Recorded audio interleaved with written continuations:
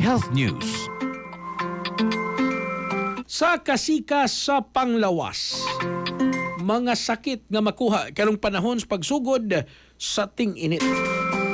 Sugin lang ta ni katropang Ana May Perez.